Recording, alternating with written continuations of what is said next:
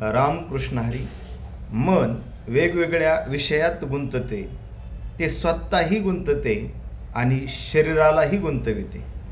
म्हणजेच काही स्वतःही गुंततात आणि दुसऱ्यालाही गुंतवितात. आपणही अडचणीत येतात आणि दुसऱ्यालाही अडचणीत आणतात.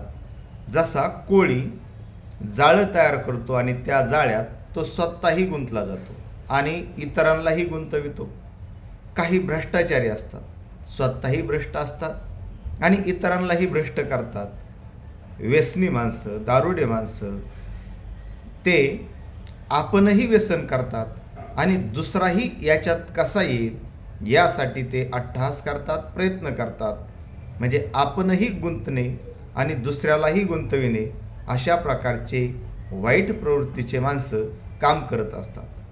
परंतु काही माणसं स्वतःही प्रकाशित असतात आणि दुसऱ्यांनाही प्रकाशित करतात.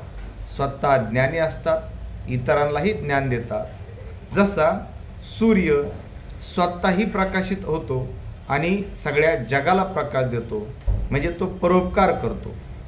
हे सांगताना संत शेख महमद महाराज एका ओवीतून म्हणतात, सोये उगवला आणि का ते उगवी, जैसा सोये उजडला रवी, निशीने गुंतल्या तेही उगवी, परोपकार करुनिया. म्हणजे सूर्य स्वतःही उगवतो आणि इतरांनाही तो प्रकाशित करतो. म्हणजे परोपकाराचं हे एक चांगलं उदाहरण आहे. म्हणून माणसाने परोपकार करावा. तसे संत जगाच्या कल्याणा संतांची विभूती देह कष्टविती परोपकारे. म्हणजे जगाच्या कल्याणासाठी हे संत येतात आणि परोपकार करतात, या समाजाला जागं करण्याचं काम करतात. म्हणून संतांच्या मार्गाने आपण चालूया. संत, ग्रंथ, पंथ आणि भगवंत हा त्यांनी सांगितलेला जो मार्ग आहे त्या मार्गाने आपण चालूया. संतांचे ग्रंथ वाचूया आणि त्यात जो पंथ सांगितला आहे त्या मार्गाने जर चाललो तर नक्की आपल्याला भगवंताची प्राप्ती होईल. रामकृष्ण हरी.